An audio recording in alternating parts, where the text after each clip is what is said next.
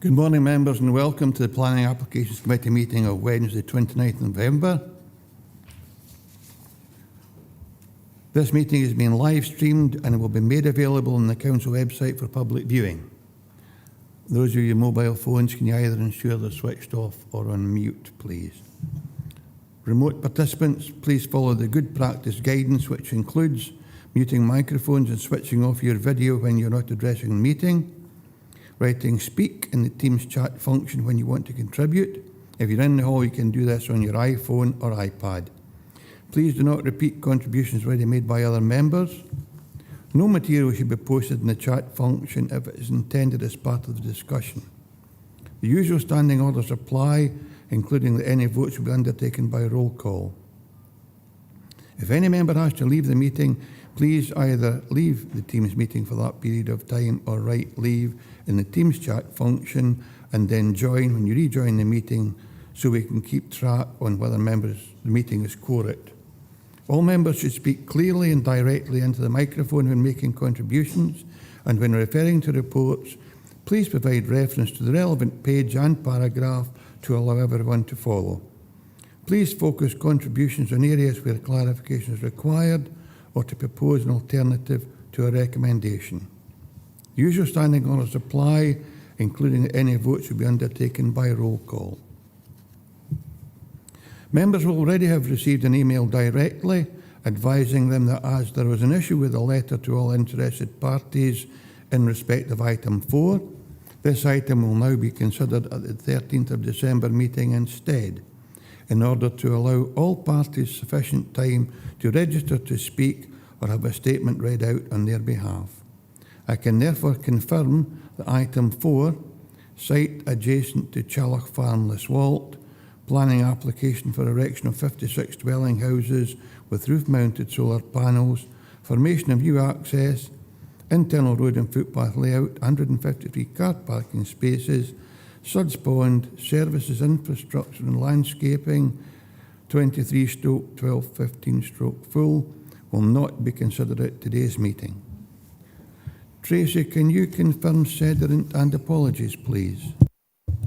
Thank you, Chair. Good morning, members. We've got 16 members present in total, 6 members present in person at the Council HQ, being the Chair, Vice Chair, Councillors Beretti, Davies, McFarlane and Slater. And we've got 10 members present on the Teams platform, being Councillors Blake, Ian Crothers, Dashper, Dennerley, Drysdale, Hill, Howie, Jordan, Thompson and Walters. I've got 2 apologies from Councillor John Campbell and Councillor Archie Dryborough, and not present at the start of the meeting as Councillors Ivor Hislop and Councillor Sean Marshall. Thank you, Chair. Thank you, Tracy. I'm here, Chair. I'm here now, Ivor Hislop. Sorry for being late. Much appreciated, Ivor. Thank you. Declarations of interest, members.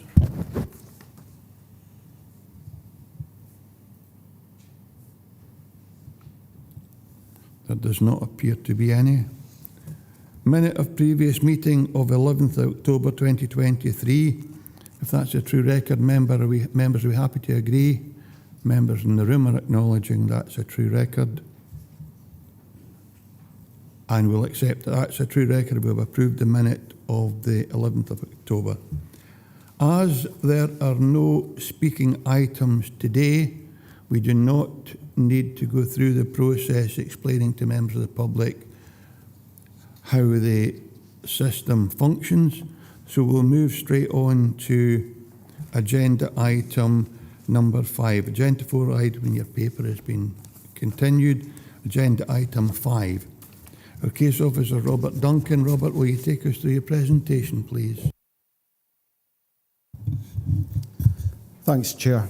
I intend to present relevant details of the application to the committee meeting and key supporting information before then summarising the key points in the report and the recommendation and the basis upon which the balanced recommendation was made. So moving to the first slide, the application site is situated mainly within South Lanarkshire, to the south and east of Dar Reservoir, with part of the site located within the Dumfries and Galloway area including, as you can see in this diagram, all of the proposed access route from the A701.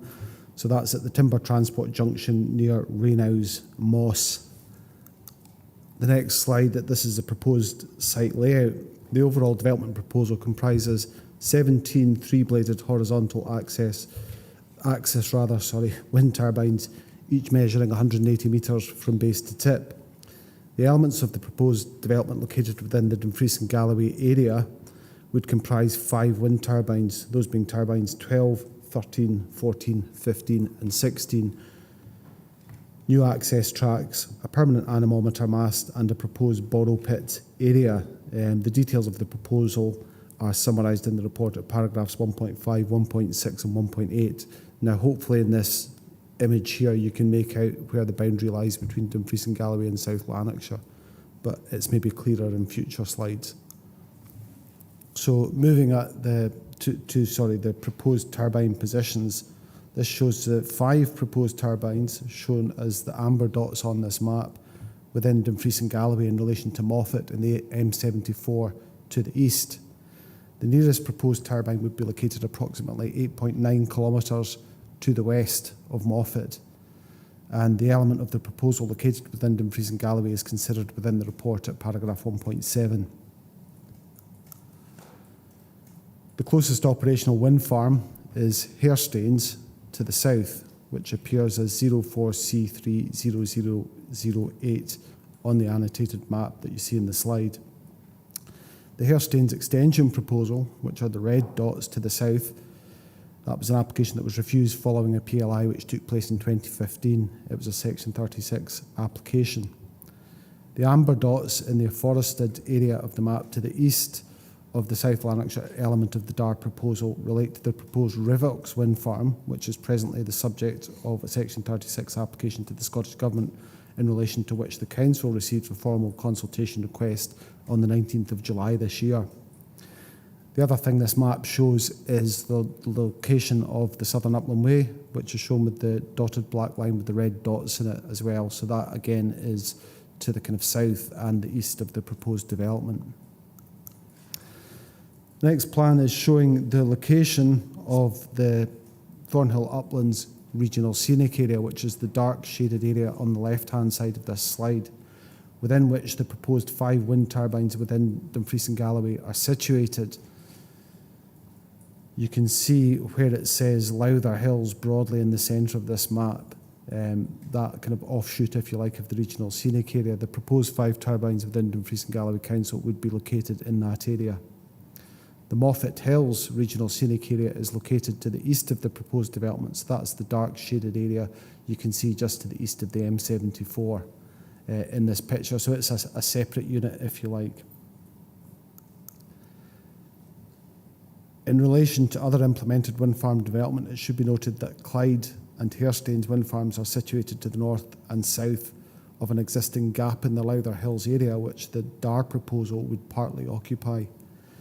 The location of the revised Scoop Hill proposal, which is also a Section 36 application presently subject to consultation with the Council, can be seen to the southeast of Moffat in this slide. So again, you're looking at amber dots on the right-hand side of this map here. A summary of cumulative wind turbine development in this area has been provided in the report at paragraph 1.13. So turning now to the relevant landscape character types, it can be seen that the proposed development is situated within the Southern Uplands landscape character type, and that's the Lowther unit. So that's the purple area. Again, you can see the annotation Lowther Hills just moving across this slide, and that shows the extent of the landscape character area. The neighbouring landscape character area to the south and east that you see the broad band there is the Foothills with Forest landscape character type, and that's the A unit.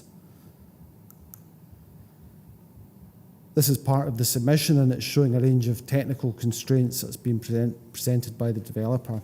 The boundary between Dumfries and Galloway and South Lanarkshire is shown with the black dotted line on the screen here. So you can see the broad diagonal line, which is straight, running from top right to bottom left. It's below that. You can see a curving line, and that is the administrative boundary.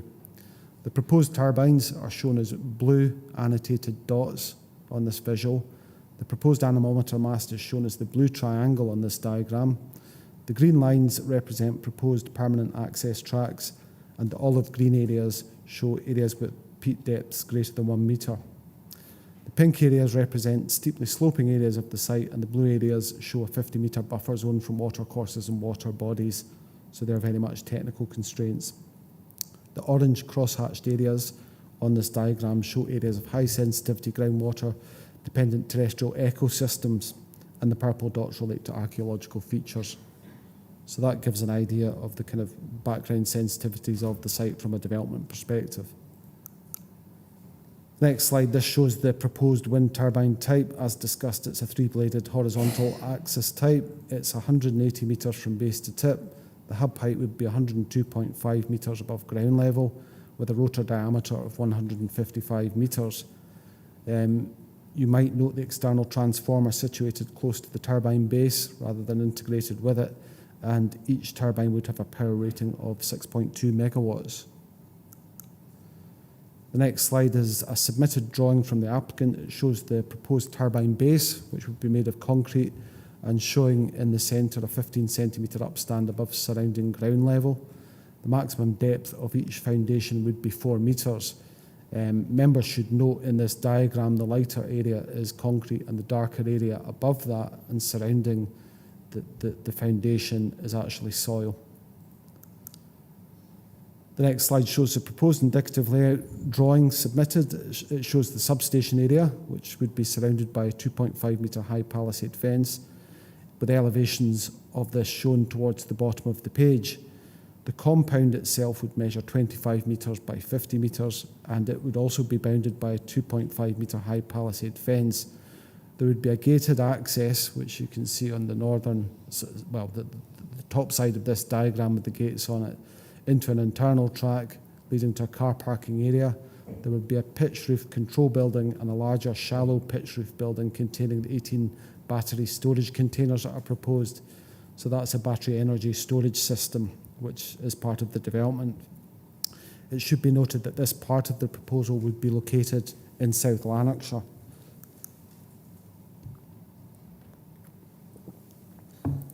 The next slide shows indicative details of the proposed typical access tracks forming part of the submission. And the next slide shows the proposed lattice structure anemometer mast, this measuring 103.5 metres from base to tip. And you can see details of the raft foundation at the base of the mast here as well. The next slide is a proposed indicative temporary construction compound, and again this part of the proposal would also be located in South Lanarkshire. This diagram shows the proposed layout at the scoping stage of the development, and this links to the comments within the report in relation to that. It can be seen that there are no proposed turbines within the part of Dumfries and Galloway to the south of Whiteside Hill, therefore avoiding the Thornhill Upland Regional Scenic Area, but this was before the application was submitted. This submitted diagram shows the modelled noise contours for a 10 metre per second wind speed at 10 metres in height above ground level, and it can be seen that the nearest residential properties in Dumfries and Galloway, all of which are to the east of the proposal, from north to south, Mosshope, Rivix and Blairmac, are all located well out with the predicted 35 decibel noise contour. This is a similar submitted diagram showing the modelled cumulative noise contours. You can see this is taken into account the Clyde and Hairstains proposals, which are located to the north and south, respectively. None of the nearby residential properties located within Dumfries and Galloway would be located within the 35 decibel noise contour as a result of this proposal in combination with existing turbine development in the area. Turning now to the possible effects of shadow flicker, the submitted predicted shadow flicker diagram shows some effects at Blairmark, which is to the east, just at the bottom right-hand corner of this slide, but not to a degree that would be significantly adverse, and this is covered in the report at 4.66. Moving now to more visual information, the submitted diagram here is showing the ZTV, the zone of theoretical visibility, from the proposed tip heights associated with the DAR proposal. It should be noted the ZTV analysis represents a worst-case scenario, as it does not take into account vegetation cover, buildings or structures, and these often serve to lessen impacts in comparison with what is shown in the ZTV diagram. So it's a modelled prediction of how things would look. The ZTV diagram shows that there is little impact from less elevated valley locations which are more populated. Turning now to the specific landscape and visual impact assessment viewpoints which are shown here, these can be seen in connection with the zones where various turbines would be variously theoretically visible. The orange colour on this diagram indicates where up to 15 to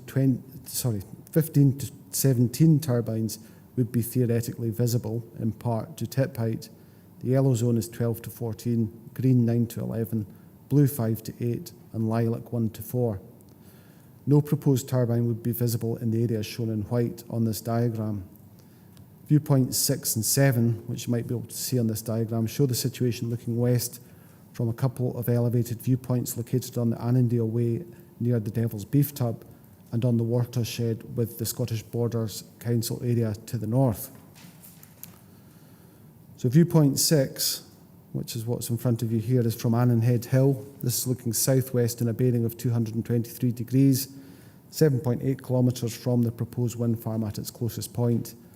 This is from the submitted EIA report, and the site was visited by myself with the Council's landscape architect on the 1st of March this year, along with a number of other viewpoints. The proposal is shown by the green turbines in the wireline diagram, which is situated beneath the photograph that you see in front of you. Council's landscape architect is concerned that this viewpoint shows that the proposal would have a poor fit to the eastern Lowther unit of the Southern Uplands landscape character type, where this area contributes to the landscape character and skyline backdrop and elevated views such as this, which is located on the Annandale Way long-distance walking route.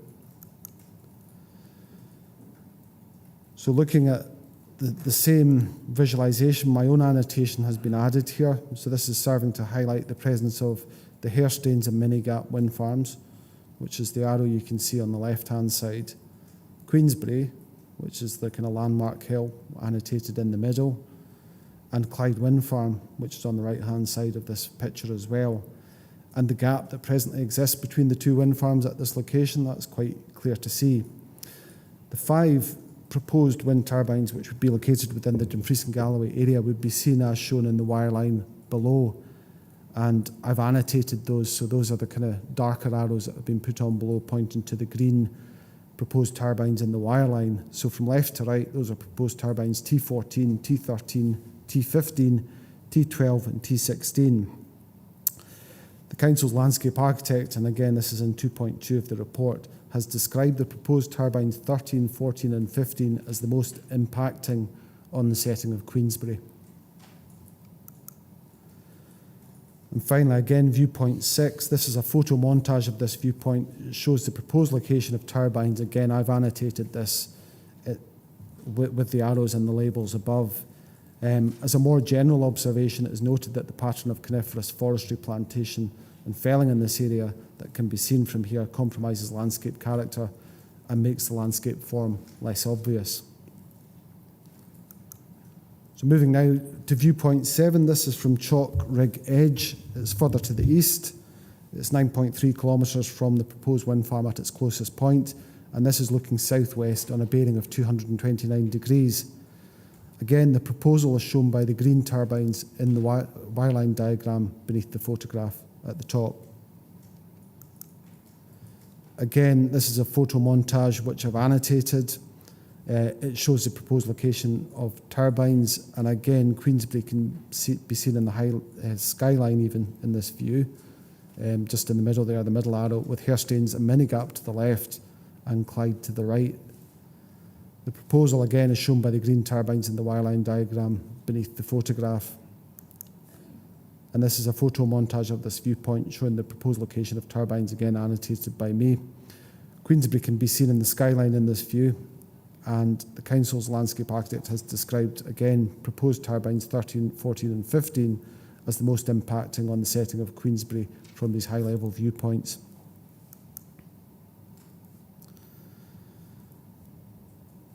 Returning now to the submitted ZTV diagram, and I'm hoping this shows it, but there's potential visibility to the northeast as well, with viewpoints 9 and 10 within Dumfries and Galloway at Lowther Hill and Combe Hill, which are both situated on the southern Upland Way. So looking first at viewpoint 9, Lowther Hill is located just to the east of the Upper Nith Valley, and be familiar to many of you, it's got a golf ball type radar station at its summit. Viewpoint 9 is taken from here. It's 9.5 kilometres from the proposed wind farm at its closest point, and this is looking east-southeast on a bearing of 115 degrees across the top of the Dalveen Pass towards Dar Reservoir, which is just visible on the left-hand side. Again, the proposal is shown by the green turbines in the wireline diagram beneath this photograph. So adding my own annotations, the location of the Scoop Hill wind farm proposal should be noted. Now those are the red turbines in the back of the centre of the wireline in the bottom half of this picture. All proposed turbines within the Dumfries and Galloway area can be seen from this viewpoint, albeit they would be substantially screened by the intervening hills in the middle ground. And it can be seen that the part of the proposed development located in South Lanarkshire, which are the green turbines on the left, are much more visible and noticeable from this location and located against the backcloth of rising land. So the final visualisation from viewpoint 9, I should say, is a photo montage showing the proposed location of turbines, and these are the ones located in Dumfries and Galloway. Again, all of the turbines that you can see backclothed against land on the left-hand side of this photo montage would be located within the South Lanarkshire Council area. Moving now to viewpoint 10, this is Combe Head. It's also on the southern Upland Way, and it's similar in many ways to viewpoint 9. Viewpoint 10 is located 7.8 kilometres from the proposed wind farm at its closest point, and this is looking east-southeast in a bearing of 112 degrees. Again, the proposal is shown by the green turbines in the wireline diagram beneath the photograph. Looking at the annotation here, the location of Clyde Wind Farm should be noted on the left-hand side. Also the locations of the unimplemented Lion Hill wind turbines, there are 4 of those, and the Scoop Hill proposal in the background on the wireline as shown in red, and that's presently undetermined as has been discussed. It can be seen that 3 blade tips of the turbines associated with the DAR proposal located within Dumfries and Galloway can be seen here, those being T12, T13 and T14, as well as the turbines proposed in the South Lanarkshire area in front of the Scoop Hill proposal. And finally, this is a photo montage of this viewpoint showing the proposed location of turbines annotated by me, and those are the turbines in Dumfries and Galloway area. Again, all the turbines visible on the left-hand side of this photo montage are proposed to be located within the South Lanarkshire Council area. So returning now to the ZTV diagram, attention turns to viewpoints 14 and 15, which are viewpoints within Moffat and close to Moffat, respectively, and those are to the east of the proposed development. So looking firstly at viewpoint 14, this is showing the Rugby Club Old Carlisle Road in Moffat. This viewpoint is situated 9.4 kilometres from the nearest proposed wind turbine, and the photo montage is taken looking west in a bearing of 274 degrees. It can be seen that the existing woodland cover on the horizon would prevent any visibility of any elements of the turbines proposed in present circumstances, and even were all of these trees to be felled, only a small number of blade tips would be visible from this viewpoint. Moving now to viewpoint 15, this is to the east of Moffat. It's on the southern Upland Way and the Roman and Reivers route near Craigfell. So this view is looking west on a bearing of 279 degrees, and this viewpoint is situated 11.3 kilometres from the nearest proposed wind turbine. Again, the proposal is shown by the green turbines in the wireline diagram on the bottom half of the page beneath the photograph. It should be noted that this viewpoint is much less elevated at 161 metres above ordnance datum compared with earlier viewpoints 6 and 7, which were 481 metres above ordnance datum and 500 metres above ordnance datum respectively. And as a result, much less of the Clyde wind farm is visible from here. The proposed turbines at Dar are shown in green, with the proposed turbines within the Dumfries and Galloway area annotated as left to right, T15, T14, T16, T13 and T12. This visualisation also shows the complex pattern of forestry over the foothills and uplands, which form a mid-distance foreground to the proposal. The Council's landscape architect has described proposed turbines at 13, 14 and 15 as the most impacting on the setting of Queensbury. And this is a photo montage of this from this viewpoint, showing the proposed location of turbines annotated by me. Again, it should be noted that all turbines would be located in the present gap, if you like, between Clyde and Hairstains wind farms, and would be visible on the skyline from this viewpoint. The complex pattern of forestry pattern type, relative maturity and cover is well demonstrated from this viewpoint too. So returning to the submitted ZTV diagram, the final two viewpoints I'm going to show are located closer to the proposed development and to the south. So viewpoint 16 is situated to the southeast of the proposed development at a distance of 3.6 kilometres from the nearest proposed wind turbine. This is at Kinnell Head, and this viewpoint is quite elevated at 296 metres above Ordnance State in comparison with those that you've seen at Moffat and near Moffat. And this viewpoint, it's looking northwest on a bearing of 314 degrees. Again, the proposal shown by the green turbines in the wireline diagram beneath the photograph. So again, the annotation here is showing the 5 proposed wind turbines within the Dumfries and Galloway area, left to right. These are T14, T13, T12 and T11.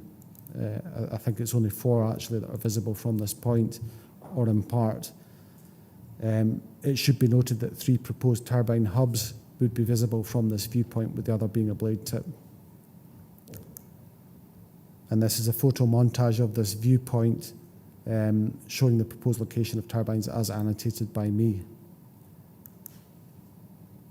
Moving now to viewpoint 17.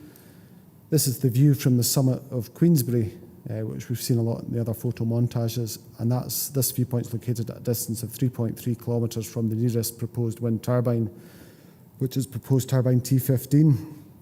This viewpoint is situated to the south of the development, and the viewpoint is 697 metres above Ordnance Datum, with this view in particular looking north. So the situation in relation to the existing Clyde development can be seen in the wireline diagram below and on the photo montage as well.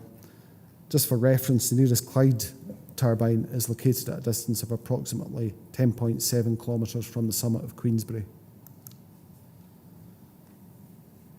So you can see in this diagram the proposed turbines within the Dumfries and Galloway area have been annotated by me from left to right as being T16, T15, T12, T13 and T14.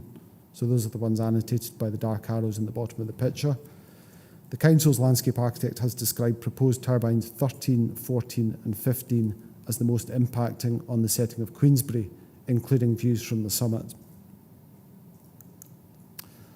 And this is a photo montage of this viewpoint. Again, it's showing the proposed location of the relevant turbines with the annotation being added by myself. This is another view from viewpoint 17. It's looking east in a bearing of 89 degrees, and it shows the proximity of the operational Hairstains wind farm in relation to Queensbury summit. As a comparison with the view looking north, the nearest operational turbine at the Hairstains wind farm is located 1.4 kilometres away from here. The turbines here, just as a reference, each measure 125 metres from base to tip, whereas for the proposed DAR proposal, each turbine would measure 180 metres from base to tip. The original Scoop Hill proposal, which has since been amended, is shown by the red turbines in the distance that you can see on the the wireline at the bottom. And moving now, this is the southern view from viewpoint 17. It's looking south in a bearing of 179 degrees towards Dumfries, and you can see Criffel in the distance there as well. The wireline in the bottom half shows the Hairstains and Dalswinton turbines, particularly on the right-hand side, and they're shown as black turbines, and they have been implemented, obviously. This next diagram, it's a submitted ZTV diagram, but it's showing the location of closely located residential properties which have been the subject of a visual impact assessment within the EIA report. There is one such property in Dumfries and Galloway, this being Blairmac. So according to this ZTV diagram, up to 4 proposed wind turbines would be visible from Blairmac. So the final photograph and wireline drawing here shows the view from the existing residential property at Blair Markets, looking northwest in a bearing of 305 degrees towards the proposed development, and the nearest proposed wind turbine would be located around 1.5 kilometres away. 4 proposed wind turbines would be visible from this location, as shown in the wireline diagram, and from left to right, these would be T15, T14, T13 and T12, albeit the latter two would just be turbine tips. So turning now to the content of the report, it can be seen within the report at 2.2a that the Council's landscape architect has 4 key objections to the proposal. 1, the impact on the Eastern Lowther Hills unit of the Southern Uplands landscape character type. These areas including the Thornhill Uplands Regional Scenic Area, Queensbury and the Moffat Hills Regional Scenic Area. Secondly, the impacts on wind farm pattern in the sense that the DAR proposal would be within a gap between existing wind farm clusters at Clyde and Hairstains. Thirdly, dark skies and potential aviation lighting impact, albeit that's stated as being a lesser concern. And fourthly, design issues arising from the proposal and the setting of Queensbury and the consistently problematic turbines proposed 13, 14 and 15, which are considered to give rise to a disproportionate level of impact compared to others, hence the mitigation sought by design in this regard. In mitigation, the removal of proposed turbines 13, 14 and 15 was suggested to the applicant as a possible design mitigation, and that came from comments from the Council's landscape architect. But as you can see in the report, this was declined. So that's covered at paragraphs 1.11, 4.62 and 4.63 of the report in front of you. It is considered that the proposal fails to accord with LDP2 policies IN1, IN2 and NE2, as well as adopted LDP2 Supplementary Guidance Document Part 1 Wind Energy Development Management Considerations. It is recognised at 4.76 in the report that the proposal fails to accord with LDP2 by reason of its siting and design.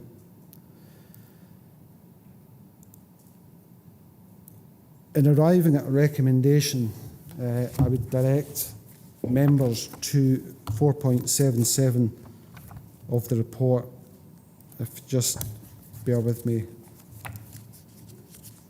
I'll have a look at that just now to try and give you a page number for that. 84, thank you.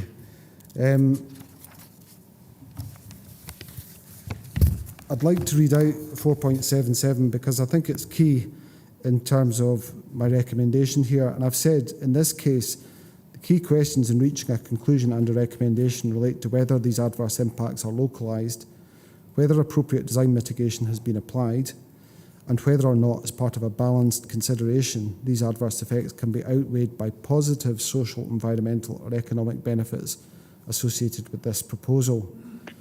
So turning now to aspects weighing in favour of the proposal, and again this is to try and give members an idea as to how I managed to arrive at the balanced recommendation I did. The things I felt weighed in favour of the proposal were that DAR would not give rise to significant effects from settled valleys or key transport routes, and that's summarised in 2.2.f2, the Council's landscape architect comments. And it's noted the key impacts would be from elevated upland views from long distance walking routes and hill summits. The other aspect I felt that weighed in favour of the proposal was that there's a complex pattern of forestry cover over the foothills and uplands in views from the east, as you've seen. The association of the proposed turbines with the setting of Queensbury Summit is less pronounced than in comparison with the Hairstains proposal, mainly as a result of increased separation distances and the location of many of the Hairstains turbines to the east of Queensbury.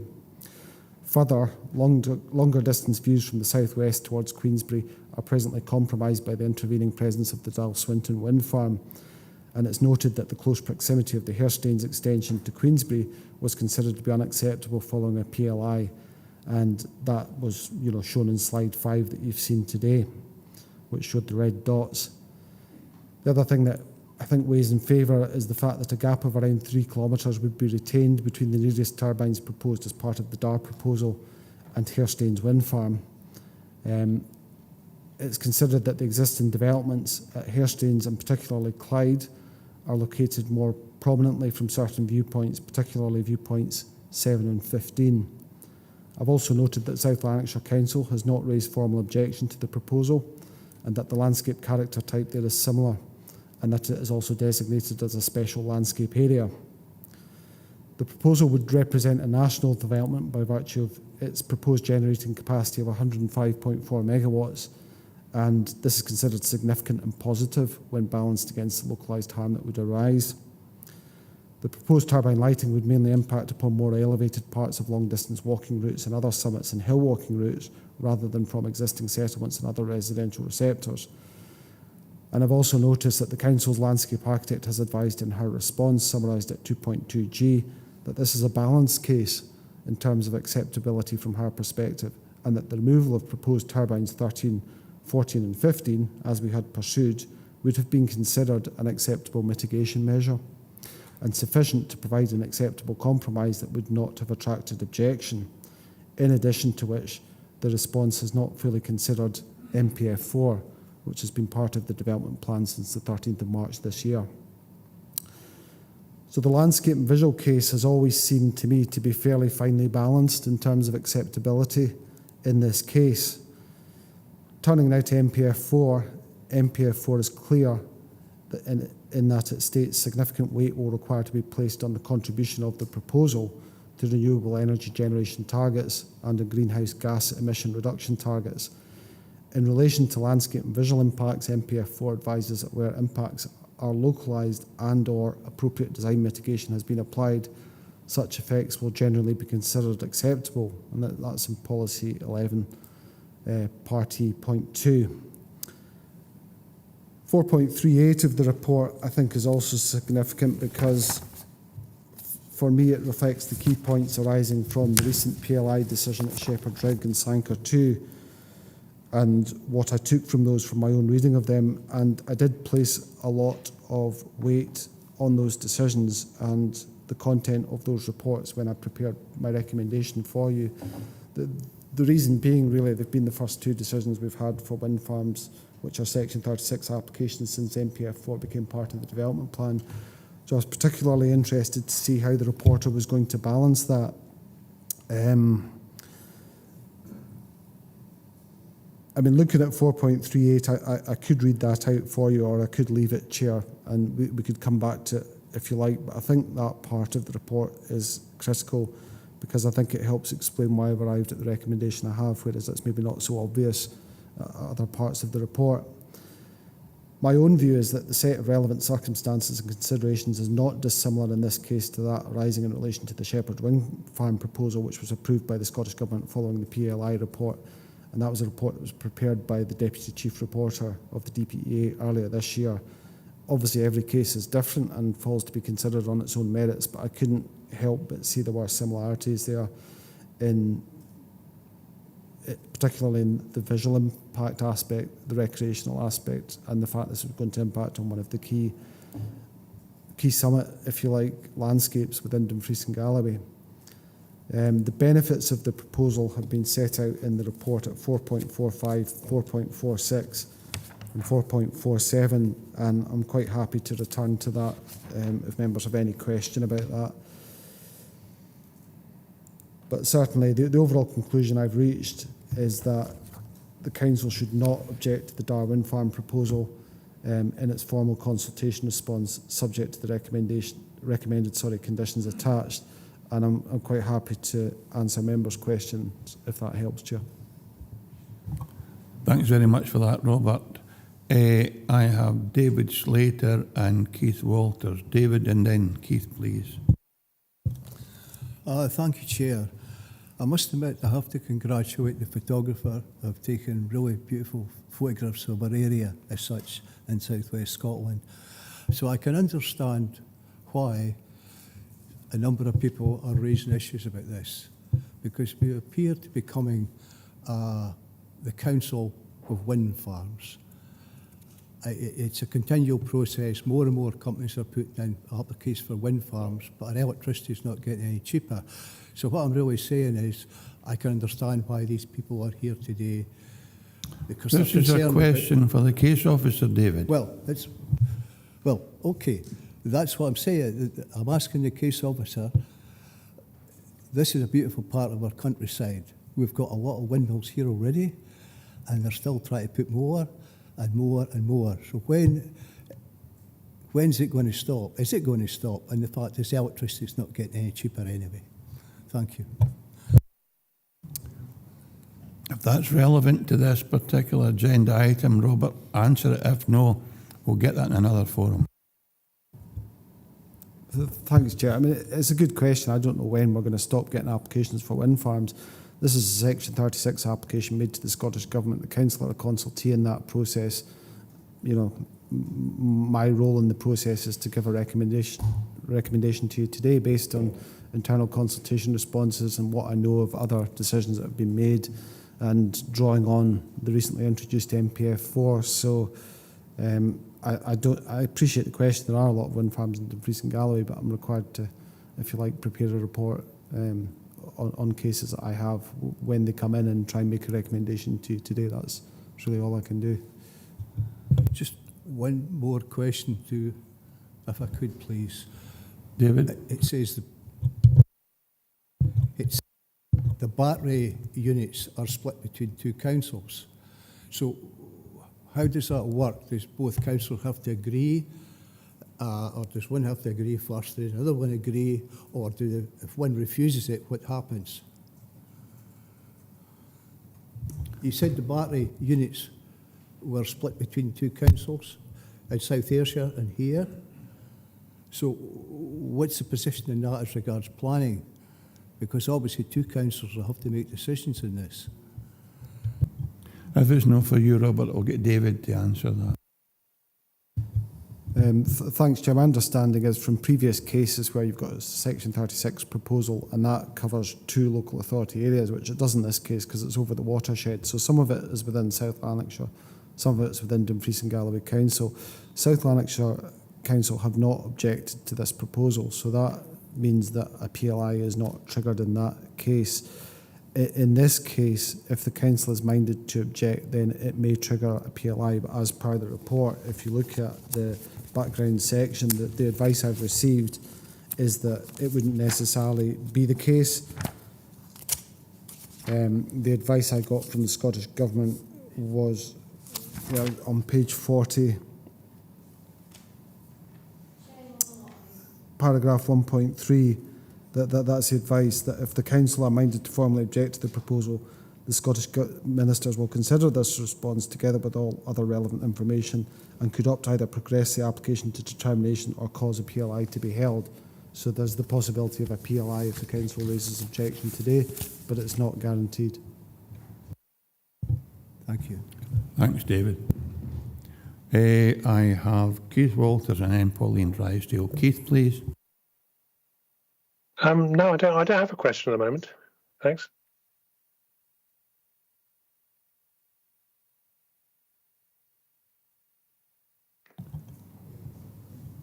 He doesn't want to ask the question. He doesn't want to ask.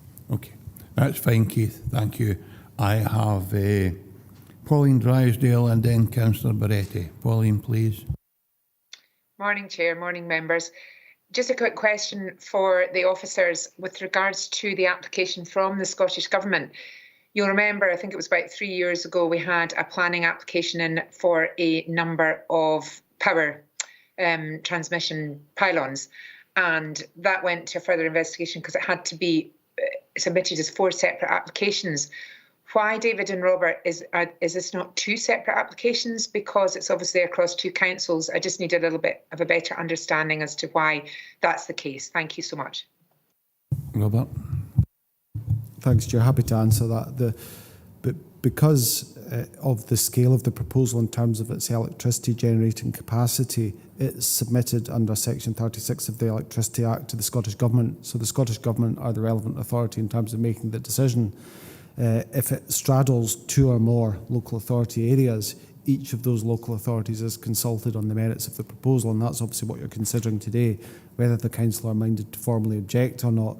But similarly to what we do when we've got a planning application, the Scottish Government will then gather all of the relevant consultation responses together, and it will then make its decision on the proposal. So the council are acting as a consultee today, and it's not 3 or 4 separate applications or 2 or however many, because they're not bound by local authority areas, a Section 36 application can extend out with one local authority area and cover, like I say, 2 or 3.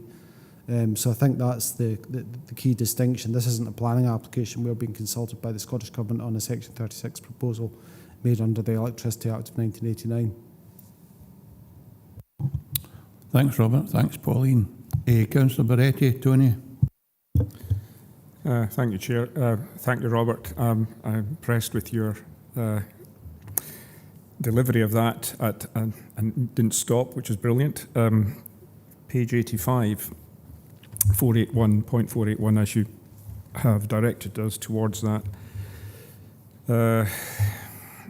Given the geopolitical scenario that we face globally, and in recommendations that you've mentioned MPF4, how earnest are you in coming to that conclusion? Because that must have taken an awful lot of time to make those decisions. Robert. I think I'll just try and answer this off the cuff as honestly as I can, because it should be most helpful that way. It's all about a professional view, and National Planning Framework 4 has been coming down the tracks towards us, if you like, for a long time now, and ironically it's stalled a lot of applications from being considered because developers have been keen to see what they see will be a game-changing document in a positive sense in favour of wind farms coming into existence. Now, that wasn't formally adopted until February this year, so MPF4, if you like, is a nationalisation of part of the development plan. The other part of the development plan is LTP2, which was adopted by the Council back in October 2019. So MPF4 is a strategic level document. It's come down from Scottish Government level to all the councils in Scotland and the 2 national park authorities, and it's now comprising part of their development plans. When I looked at how it had been applied, we obviously, Chris McTeer that's here today was involved in PLIs at Shepherd's Rig and Sanker 2 and Fosside. Now, we got decisions earlier this year in relation to Shepherd's Rig and Sanker 2, and I've read those carefully, and I did refer to those carefully when I prepared the report, because for me it's trying to understand how the Deputy Chief Reporter is looking at this issue and how much weight to give it. The thing I found that was interesting with the Shepherd's Rig proposal was when the development plan comprised LTP2, she made a recommendation that she took the view, she agreed that it was contrary to the development plan, which was the council's position at that point, and she took the view it would have been refused at that point. But then there was a further PLI session which Chris McTeer attended early in, I think it was 2023, which then considered the impact of MPF4, which was quite an advanced draft document at that stage. And when you look at the revised PLI report, it gives a lot of weight to MPF4, if you like, the kind of principle of supporting renewable energy development. The other thing that became clear with the Shepherd's Rig case was it was a balanced decision in the sense that you then had MPF4 coming into play as something of quite significant weight in favour of developments for renewable energy development on one end of the scales. So that was then tipping the balance, and that basically, it was the introduction of MPF4 and what that meant for that proposal that made an unacceptable proposal acceptable. Now, if I was sitting here today and MPF4 hadn't been introduced, if I rewind the clock to that stage, the recommendation today would be one of objection. I've got no doubt about that. So the thing that changes the perspective here is MPF4 and the requirement to balance considerations and give extra weight. This is a fairly unbalanced case, and had I been recommending objection in the pre-MPF4 world, if you like, it would have been on that basis, and that would have been quite clear, and it might have been difficult to defend on that basis. But I think with MPF4 coming into play and adding that extra weight, if you like, in the balance, it clearly tips in favour of the proposal. In other words, I don't think the harm which would arise from this development would outweigh the benefits that are being sought on the bigger scale through MPF4, and that's primarily the reasoning for it. It's the extra weight that MPF4 then gives towards renewable energy developments. I should mention there will be cases that come to us where the balance will be different, and the recommendation you'll have in front of you will be objection. There's no doubt about that. But MPF4 has changed the weight, if you like, in the balance of these type of decisions and these recommendations. I don't know if that helps, but that's really, Thanks, Robert. it's been a game Thanks, changer. Tony. Yeah, thank you, Robert. I think that is a nice, clear and candid overview of what you've come to. Thank you very much, Chair. Thanks, Tony. Andy McFarlane. Andy, please. Yeah, thank you, Chair. I think, to be honest, Robert, in summarising there, just about covered my point. I was just about to say from pages 44 to 60, there's all the reasons why we should be objecting to this and talking about a cumulative effect, but clearly NPF4 seems to be riding a wee bit roughshod over some of those considerations, so not really a question, thanks, more a statement. Thanks very much, Andy. I don't see any other member looking to ask questions of our case officer. Huh? Pauline's been in. Oh, you want back in, Pauline? My apologies. Thanks, Chair. Yeah, just to come back in again, I notice on page 84, this is for members as well as officers, 4.78, there's a lot of discussion about policy NPF 411, which is with regards to the mitigation. Are you able just to explain, Robert, what, if that were to be considered by members today, dependent on the decision, what exactly would the mitigation be? Would that be a consideration of 13, 14, 15 and 16, which lies in our region, for example? I just don't think members have got a proper understanding of what the mitigation means. Would that be a consideration to actually exclude those pylons, or is it to ensure that they're smaller, for example? So just a bit of clarification on that would be helpful, because it is in an RSA and we see a lot of developments which have been alluded to by other members, another member earlier in this meeting, with regards to the fact that we have got an awful lot of areas in dark sky parks, biospheres and RSAs, and I think obviously the Moffat Hills is an RSA region, which is important in our final consideration. Thank you. Robert, is that a question for you? Yep. Thanks, Jim. Happy to answer that. Yeah. I've obviously worked quite closely with the Council's landscape architect in relation to this proposal, and I was keen that her views are in the report in full so that members have it and can make the best decision possible. It became quite clear early on with this proposal that there were 3 turbines which were problematic, and the Council's landscape architect thought it might be worth exploring as a mitigation measure, as advocated by MPF 4 Policy 11, that we should look at that and see if they would be willing to remove those 3 turbines. And in that scenario, she felt that would help the proposal greatly and reduce harm, such that she felt, notwithstanding the departure from policy, she would be able to recommend no objection to the proposal. Now, we put that to them, and I was conscious it would help the proposal comply more closely with LDP2. And it was considered for a while, but eventually they came back and they said they weren't willing to do that because they felt the proposal was acceptable in its own right. We could have had a better proposal in front of us, but they weren't minded to amend it, and as a result we're then forced to kind of consider whether or not what is presented is acceptable. And again, on the basis of balance, I think it is, albeit it would have been better had those 3 turbines been removed. And we took that to be mitigation, if you like. It was actually the wholesale removal of those 3 turbines, rather than reducing the size of them or anything else.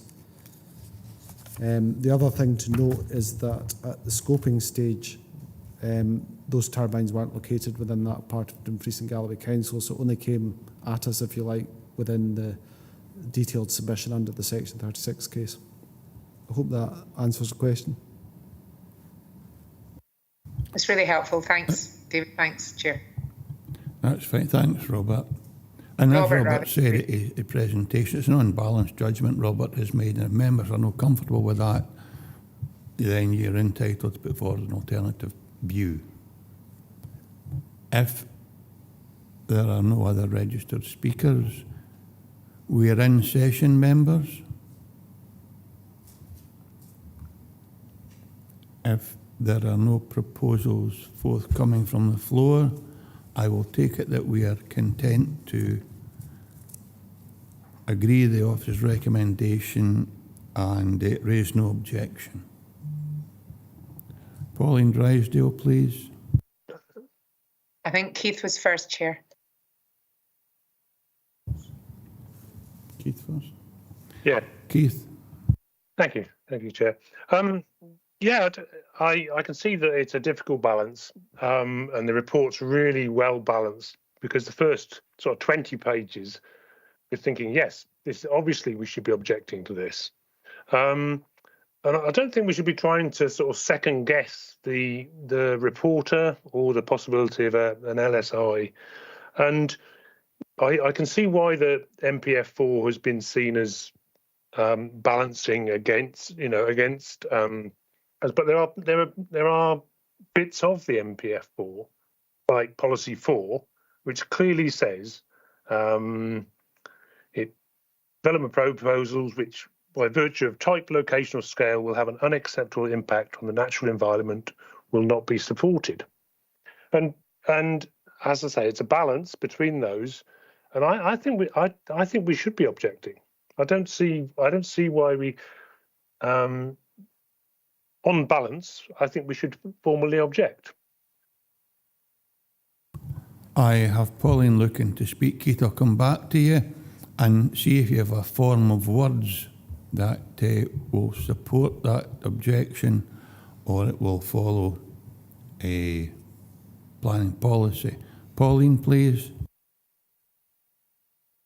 Thank you, Chair. I'd like to propose a motion that we can put in some form of mitigation for the 3 to 4 turbines with regards to MPF policy 11, as I do think that the extra turbines would give rise to a significant landscape and visual impacts which are localised. And if we had a design mitigation in place, that would help protect the adverse integrity of the landscape area, which is mentioned in LDP2, and therefore help with the regional importance of the recreational routes, and the affected RSAs would be acknowledged within the Moffat Hills area.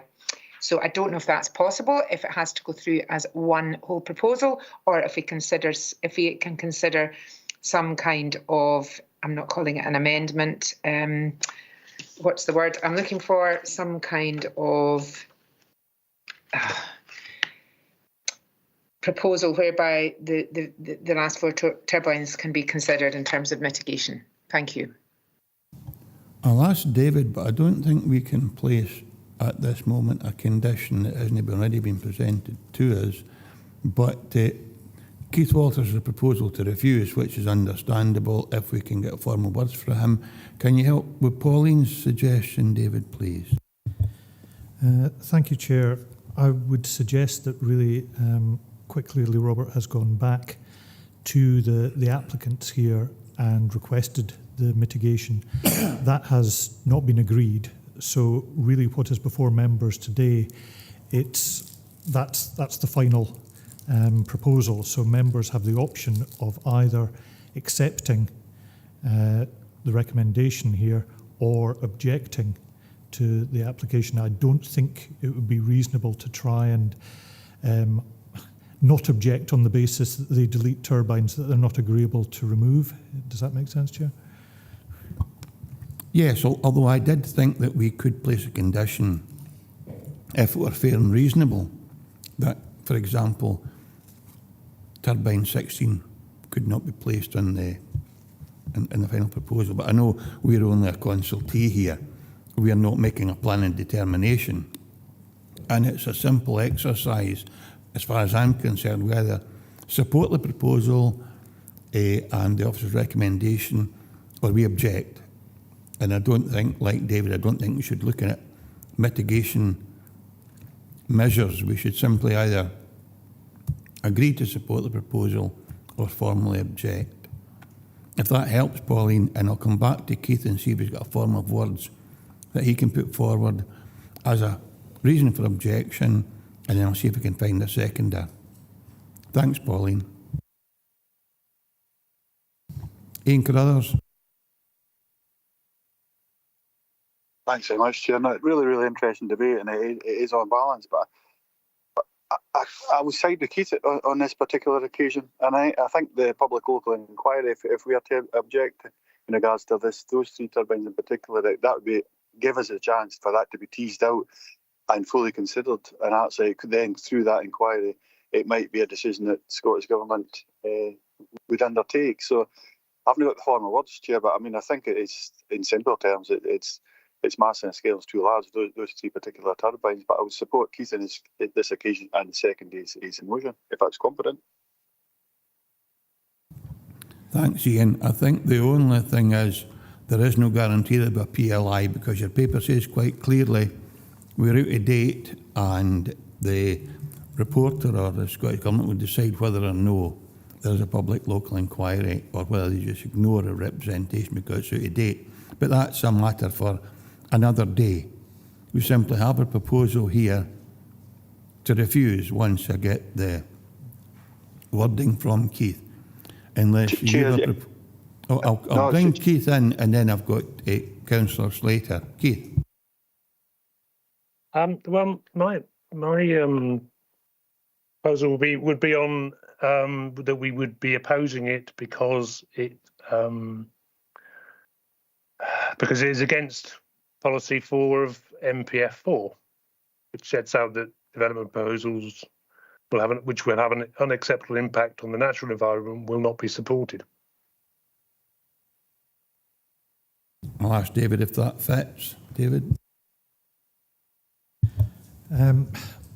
Personally, I'm not sure that would be adequate grounds. If members are looking for grounds, playing devil's advocate here, on page 84, you do have paragraph 4.78, which clearly sets out why it's considered to be contrary to Local Development Plan 2. So you have a form of words in that paragraph if you were looking for grounds to object. Clearly that in paragraph 478, it says that on this basis it's not considered that the proposed development accords with NPF 4 11 part E point 2. So that they've got that bit that you could add in as well. So that there are those elements that you could combine together to give a ground for objection. I think that would be really helpful, Keith, if you're happy to sort of go with that form of words. But I've got a couple of other members wanting to speak, and I will come back to you for a final a decision from you. I have David Slater and then Councillor Barretti. Thank you, Chair. Yes, I have to agree that with Keith here, and also the fact that the company who wants to build these was given a solution, but to take some wind turbines out of the situation, and that's been obviously completely ignored.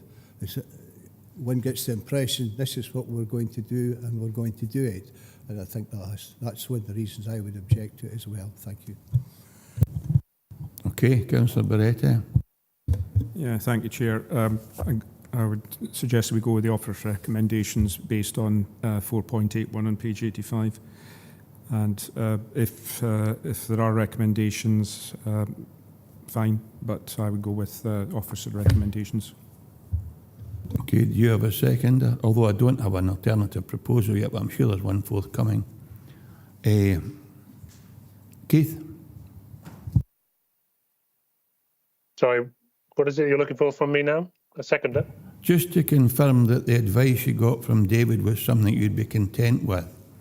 Yeah, and the phraseology that David suggested you might want to employ is something you'd be happy to endorse.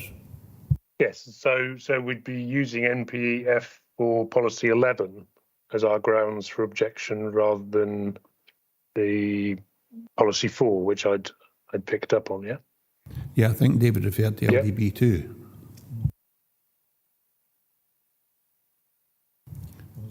But we've certainly got an acceptable form of words that we'll put together before Tracy takes us to the vote if Tony gets a seconder.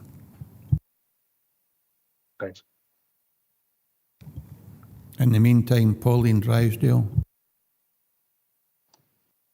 Thanks, Chair. I think for reasons of clarity, we need to make sure that it is the points made in 4.78, which I believe Councillor Carruthers has actually seconded. So it is on the basis of the proposed development not according with NPF 4 policy 11, and also the fact that the proposal would have a significant adverse effect on the integrity of the landscape area in LDP 2.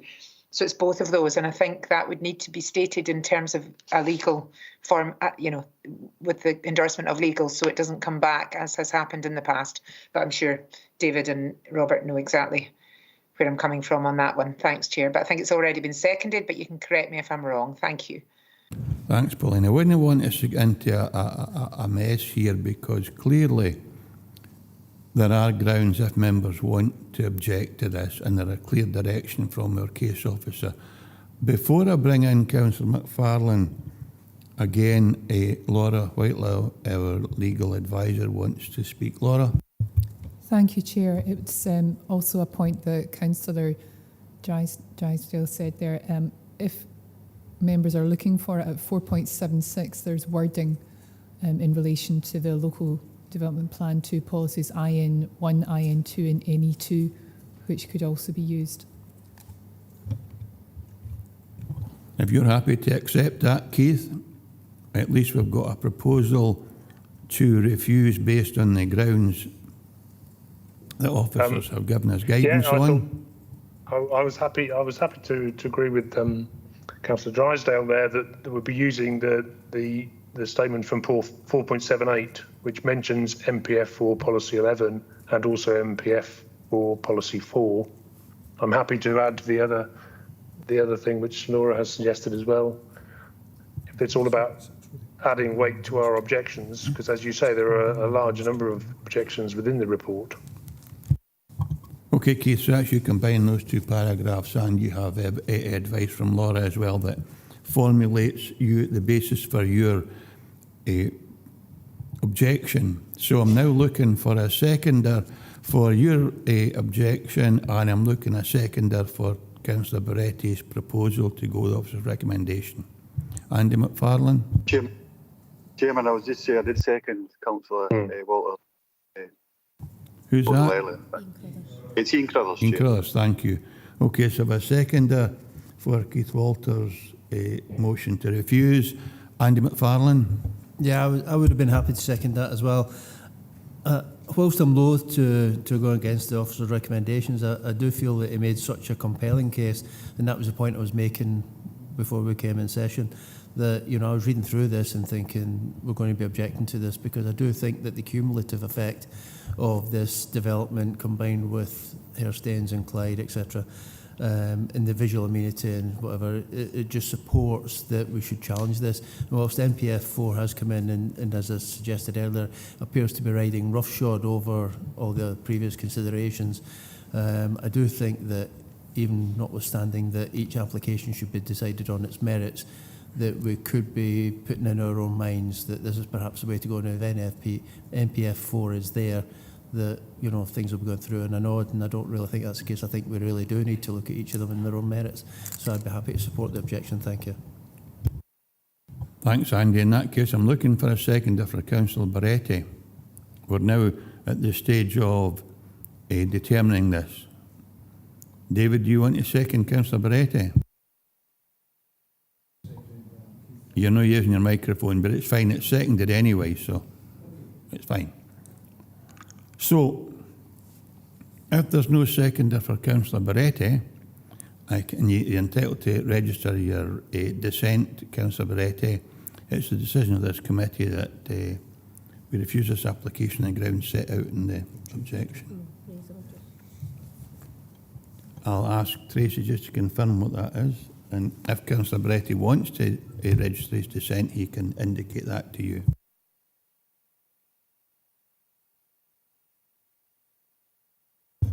Yes, I'll register my dissent. Okay, thanks, Chair. So members have agreed to raise an objection to the application on the grounds that, one, the proposed development would have a significant and adverse effect on the landscape character and visual amenity in the locality, as well as having an adverse effect on the Thornhill Uplands and Moffat Hill regional scenic areas. On that basis, it is considered that the proposal fails to accord with LDP 2 policies IN1, IN2 and NE2, and 2, that the proposal has not been the subject of apparent form of design mitigation and indeed an opportunity to amend the proposal as a form of mitigation has not been taken up, and that this is a source of disappointment. On that occasion, it is not considered that the proposed development accords with MPF 4 Policy 11 Part E Point 2, as the proposal would give rise to significant landscape and visual impacts which are more than localised, and where appropriate, design mitigation has not been applied, nor with MPF 4 Policy 4 Part D Point 2, as the proposal would have a significant adverse effect on the integrity of landscape area in the LDP2. Thanks very much, Tracy. And I'm sure we know that we're responding to a consultation. We're not determining anything, and that it's out of time, so it'll be dependent upon Scottish ministers how they treat that. But I'm content that members have expressed their views, and that will be passed to Scottish ministers. We move on to agenda item number 6. An application for erection of wind farm comprising 10 wind turbines, each with an overall height from base to tip of up to 180 metres or 200 metres, including associated infrastructure at variance with conditions 2, 3 and 4 of planning permission PPA/170/2169, to allow a larger wind turbine type and to increase the operational life of the proposal from 25 years to 35 years. Section 42, the amended description.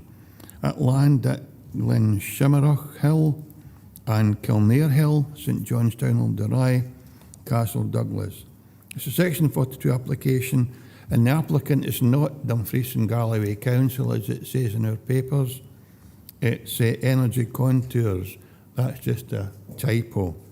Reference number is 23/1686/S42. The recommendation is approved subject to conditions, and the case officer is John Hiscox. John, good morning. Take us through your presentation, please.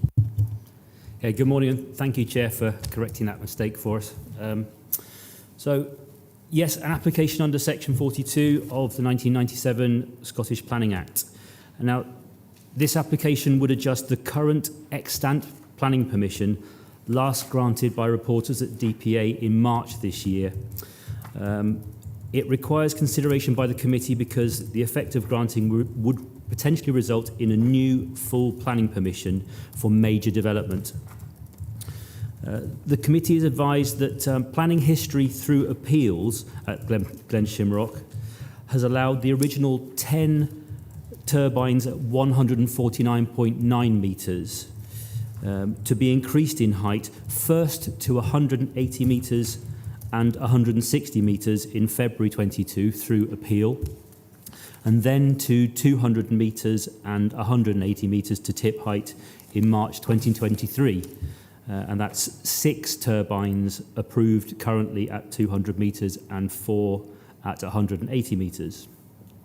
So the current proposal would allow the remaining 4 turbines at 180 metres to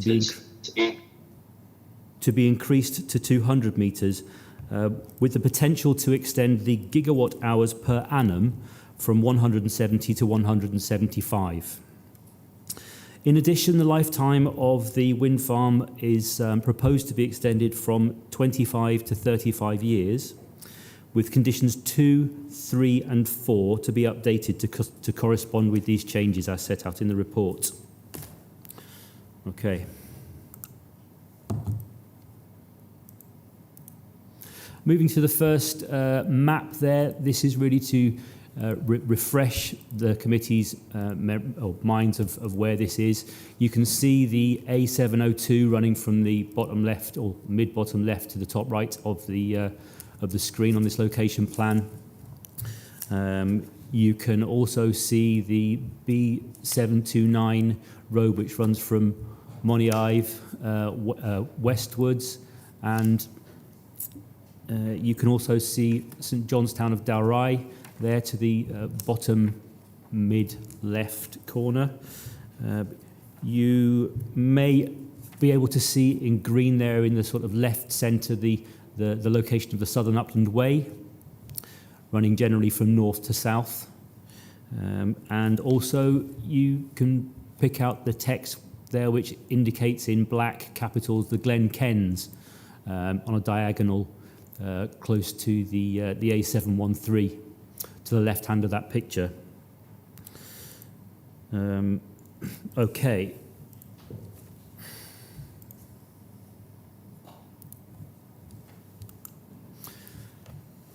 So this next drawing really is to sort of identify for you the cumulative picture in this locality and what we could perhaps call the cluster emerging or potentially to emerge at this location. So we have the consented schemes at Troston Lock, which is 13 turbines at 149.9 metres just to the northeast of the current site, which you can see are the 10 dots in blue right at the centre of this map. We have the Margree wind farm, 10 turbines at 200 metres to tip height, which is just to the right of the scheme we're looking at.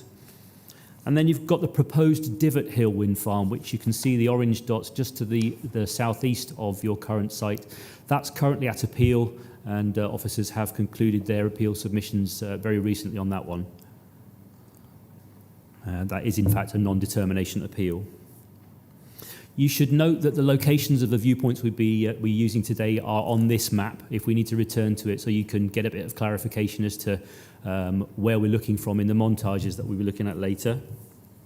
I would also point out the existing wind farms, which you can see the black dots. Further up on the screen, that's Weather Hill. These are 93-metre high turbines. And then to the bottom right, you have Blackcraig Hill. These are turbines at 110 metres. Other consented schemes, which I think are important to note here, are Shepherd's Rig, which in this cumulative picture are shown as orange, although they are now clearly consented, so should have been in green. That's towards the top left of this map. Fell at 200 metres, which is just to the right of Blackcraig Hill in the bottom middle right of the map. And then Knockman Hill, a bit of a curious one, to the south of the site, a cluster of 5 turbines approved at 81 metres, and we don't know whether that is still intended to be built out.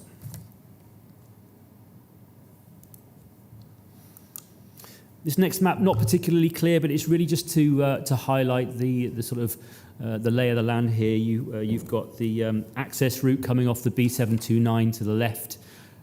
Bearing in mind this site and the 10 turbines are already approved. This is not a new proposal. Nothing has changed in that regard since the previous consent. All of the turbines are proposed in forestry, so you can see that there is a lot of forestry in green in this area. So just to bear that in mind, that it's not in the white areas, which are more fields. And I would ask you also to note the location of Lochinvar, which is just to the south of the red line and pretty much at the middle of the map. Okay.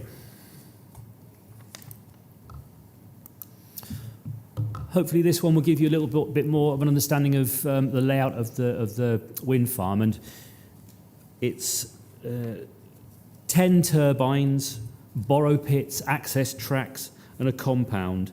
And could I ask you to note that the turbines, the subject of this application, numbers 1, 3, 4, and 6, which are to be increased, are the 4 to the sort of most to the southwest of that cluster. So there's sort of a tick shape, if you like, nearest the centre of this map. And I'd ask you also to note that these are all on elevated ground, hence they were previously all lower than the others by 20 metres.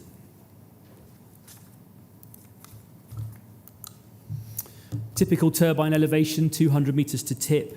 The hub height of these is 125 metres and the rotor diameter is 150 metres. This is unchanged, the rotor diameter in particular.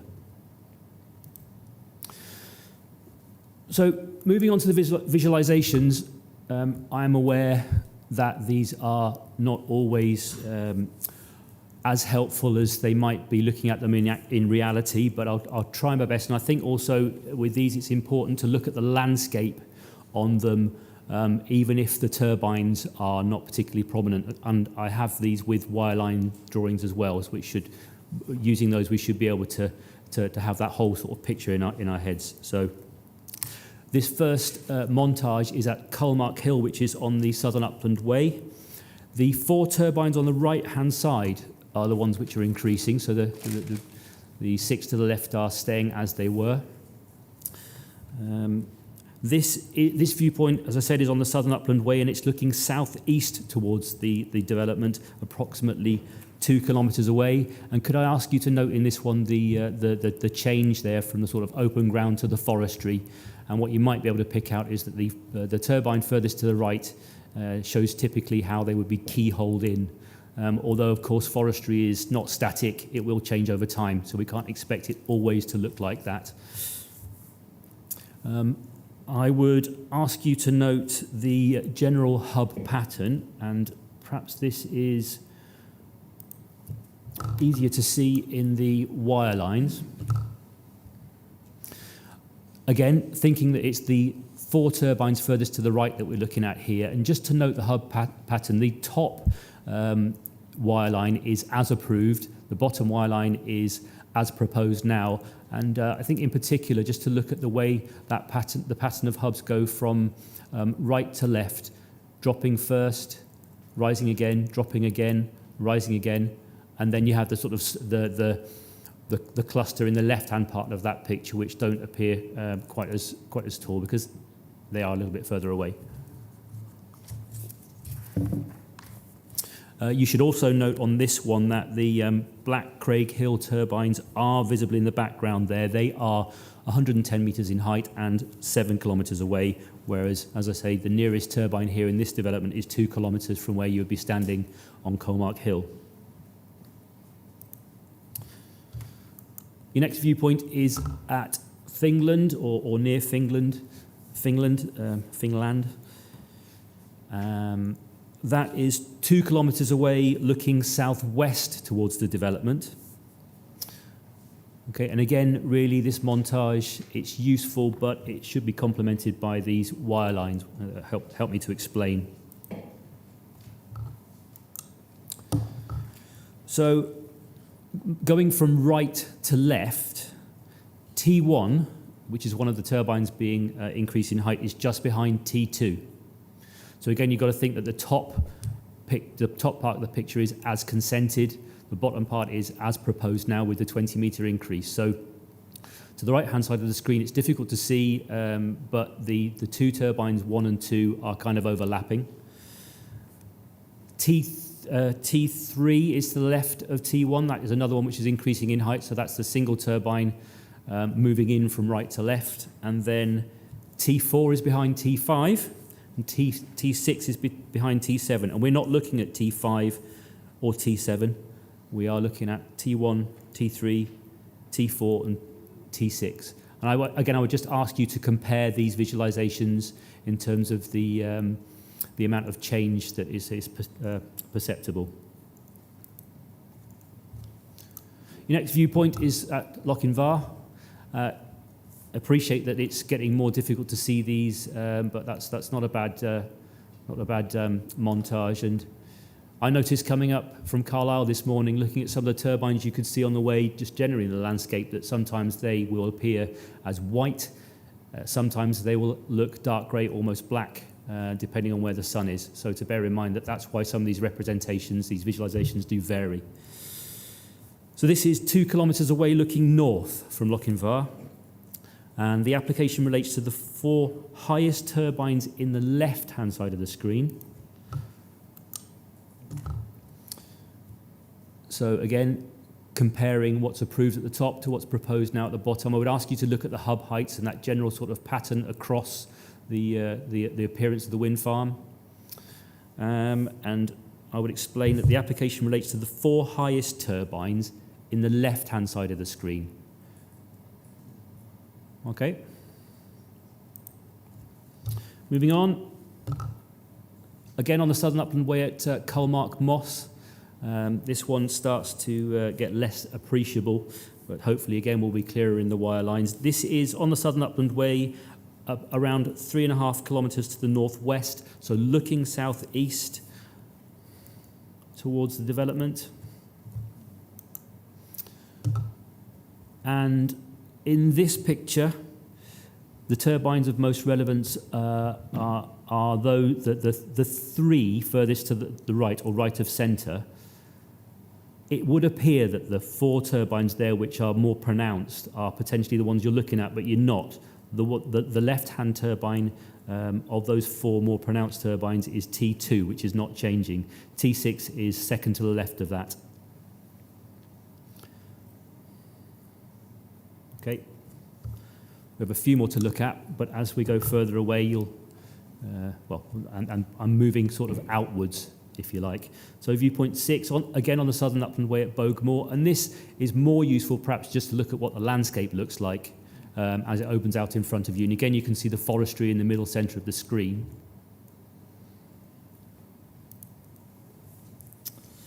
This is approximately 3.8 kilometres away looking north. It's similar to Lochinvar really in terms of your sort of position in the landscape. And again, it relates to the 4 highest turbines in the left-hand side of the screen. You can see there's two low ones sort of interspersed in between them. But you can get an idea there again, comparing the top, approved, to the bottom, proposed. Now, for this one, I thought it'd be useful to have a look at a cumulative wireline, just to pick up other schemes in the offing there. Glen Shimrock, what you're looking at is in blue. Divot Hill, just to the right, which again is at appeal now, is in orange. And then again in the right-hand side of the picture, you can see the approved turbines at Troston and Margery, as mentioned earlier. Troston at 149.9 metres, Margery all at 200 metres, and Divot Hill all proposed and at appeal for 200 metres. Got a few more to look at. Viewpoint 8 on the A713 at Polmaddy. This is approximately 6 kilometres away, looking directly east towards the development. Note the 2 tallest turbines in the middle and the 2 turbines furthest to the right, the ones which are under consideration for an increase in height. Unfortunately, there is no montage for this viewpoint, and apologies for that. It's not within the supporting information, because this was an additional wireline. Moving further out to Waterside Hill, again on the Southern Upland Way.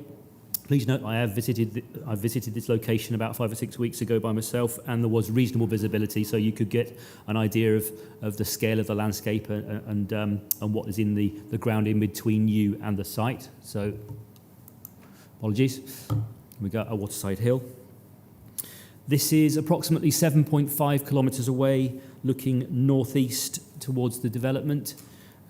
Apologies that the turbines are now looking are more difficult to see, but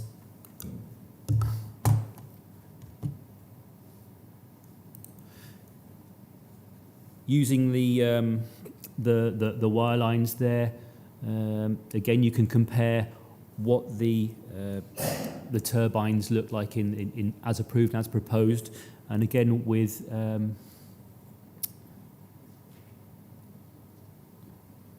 Weatherhill Wind Farm there, just in the left of the picture, showing cumulatively.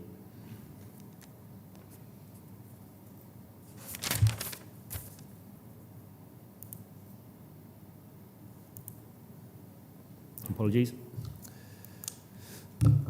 Moving on to Benbrack, again on the Southern Upland Way, and a viewpoint used for quite a few of our schemes in that sort of locality.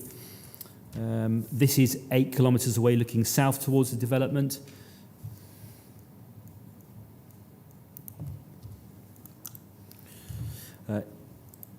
In the wire lines, I think the main thing I would ask you to note is that all the hubs of these turbines are still well below the skyline, although in the proposed scheme, inevitably the tips are sort of more likely to appear as sort of over-tipping the skyline. But again, please bear in mind this is 8 kilometres away. Now, again, I've got quite a useful cumulative wireline here. In front of you, you've got the proposed man-will scheme, for which an appeal has just come in on the grounds of non-determination. But also just to the left of that, I think there's a slightly different colour, more yellow than orange, you have the consented Corn Harrow scheme. And in the background there, you can see other schemes. If they're green, they're consented. If they're black, they are operational. And blue is your Glen Shimrock scheme. So Ben Brack's useful to see the sort of wider cumulative picture. And last visualisation viewpoint, Cairnsmore of Cast Fairn, which again is used quite extensively in LVIA submissions. This is about 11.5 to 12 kilometres to the northwest, looking southeast through the consented Shepherd's Rig site, although that's not in these wire lines. Unfortunately, I don't have that. And again, before I move on to just summarising some of the other issues, can I just ask you to compare those in terms of the appearance of the wind farm and how the turbines relate to their environs? Okay, so in terms of consideration of this revised scheme, I would ask the committee to note that there have been no objections received during the consideration period from interested parties or third parties. Consultation with external and internal consultees has not generated any objections. In terms of landscape and visual impacts, officers are aware that this change is not ideal because it does add to effects already emerging, and although our wind farm's landscape architect has not provided a formal response, she has indicated that ideally this might not be supported on landscape and visual grounds because the turbines have previously been kept 20 metres shorter to account for their higher elevation. However, as you'll have appreciated during Robert's presentation in relation to DAR, planning authorities are obliged, in the light of MPF 4, to place greater emphasis on the potential for renewable energy generation, even if significant environmental impacts will occur. And additionally, especially having regard to the nature of this scheme, government advice in its 2022 onshore wind policy statement at paragraph 3.6.1 is clear that taller and more efficient turbines will be needed to meet the 20 gigawatt target by 2030 that government has set out. It's also in the light of this policy statement and bearing in mind that wind farm sites are expected to be suitable for use in perpetuity, and with regard to that, that's set out in MPF for Policy 11F. The time extension from 25 to 35 years raises no reasons to resist this principle. So, in conclusion, for Glen Shimrock, although the increase in height of 4 of the 10 turbines from 180 to 200 metres would increase landscape and visual environmental effects, I think, as demonstrated in the presentation, such effects are not likely to be overridingly harmful and must be considered in the overall planning balance, which is where us as officers come in. And in the light of MPF 4, it would favour support of this application because those effects, although significant and to a certain extent demonstrable, are not overriding. Members are asked to note that other than the conditions 2, 3 and 4, which are the subject of this Section 42 application, the remainder do not deviate from those imposed by the reporter earlier this year. Your recommendation is to approve. I'll be happy to answer any questions. Thanks very much, John. Questions for our case officer, Councillor McFarlane. Andy? Yeah, thank you, Chair. I refer to paragraph 413 on page 120, where it says it is important not to accept increases in impacts on an incremental basis. My understanding is that this is not the first time that this applicant has come to us and looked for variations in relation to planning, whereby they are looking to increase the height of their wind turbines. It's quite clear, I think, from your presentation that there's quite a lot of work, or there's quite a lot of turbines already in that area. And this appears to me, I was looking at excuse me a second to find it. I was looking at the slide where viewpoint 12 at Balbrack, I think it is, where it shows the scale, and it actually does show a significant increase in the height, in particular in 4 of those turbines. I believe that the impact there is significant, and I think that you've captured that within your presentation there. So I'm interested to understand why you're now recommending that we put it forward with these conditions. Thanks. John? Yes, thank you, and thank you, Chair. This is one of those scenarios where we have to consider, in the light of perhaps the range of schemes we're looking at, whether these the additional impacts of this scheme are so harmful that we would wish to refuse this on landscape and visual impact grounds. You do have a significant increase. 20 metres is not insignificant, but notwithstanding what you've said about the visualisations from Ben Brack, if you look across the piece, and I've picked out all the visualisations where I think they're most pertinent, where you actually can see what's going on. There's not enough additional impact there to render this so sort of much more harmful that we would be in a position to refuse it. I think it's important that, and maybe this will be picked out by yourself or other members, that this landscape area, according to our own landscape capacity study, which has to be looked at in the round, really nowadays, especially in the light of MPF4, had identified that the uppermost scale of turbines here would be around 150 metres. But our baseline has substantially changed from that, in that we do have approval for a number of 200-metre turbines at Margrie, and as you'll be aware, a lot of schemes are coming in at that sort of height. So the baseline is changing and moving. Notwithstanding that we do have additional effects and that landscape and visual impacts are increasing, we feel that the harm that's being introduced there, or additional harm, is not sufficient for us to refuse the application on those grounds. Andy? Yeah, thank you for that, John. I really appreciate that. I'm just mindful that, as I say, this is an incremental increase, and if we set the baseline to 200 metres, somebody will push it further again, and at what point do we actually decide that that's gone beyond the pale? Thanks. Chair, I would like to come back on that. I think that you're absolutely right. We are familiar with Engie Contour. It's no secret that they're not alone. They will come back in to try to raise the bar, push the envelope, increase the potential output from their schemes, and that's exactly what's happening here. But it's also important to note the timing of it with regard to NPF4 and their previous appeal outcomes. Also, I think, going back to the original appeal with turbines around about 150 metres, and then subsequently reporters accepting that we can have an incremental increase to 160 and 180, and another one to 180 to 200. These are relevant. These are certainly significant in terms of our current consideration of the scheme.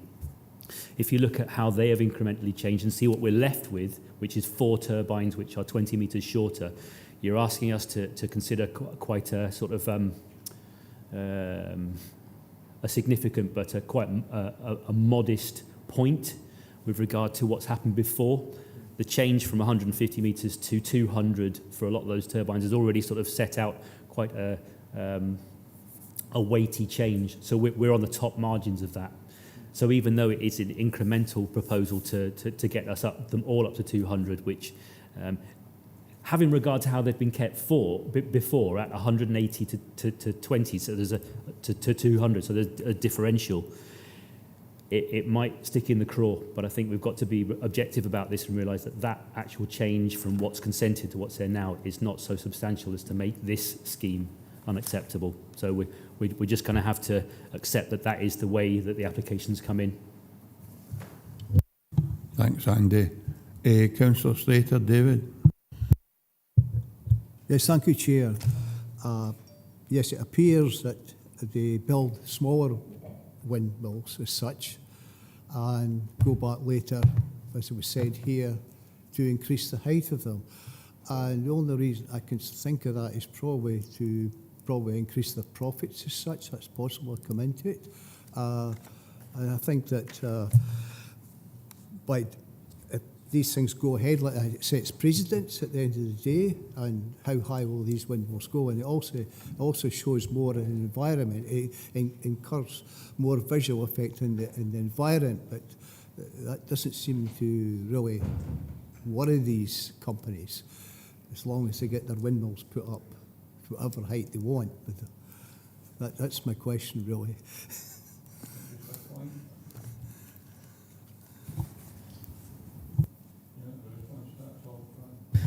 I'm sorry, Chair. I was in a bit of technical dialogue with the solicitor. Could you possibly summarise that for me, and I'll respond. Super. Thanks, David.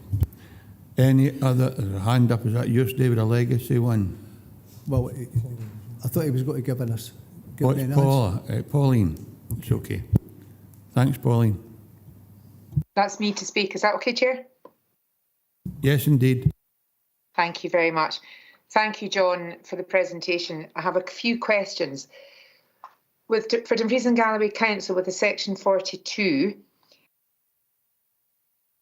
do we have any availability to look, any opportunity for Dumfries and Galloway Council to work harder within our communities when these reports do come in front of us? So, for example, I'm going to bore you with some figures, everybody, sorry.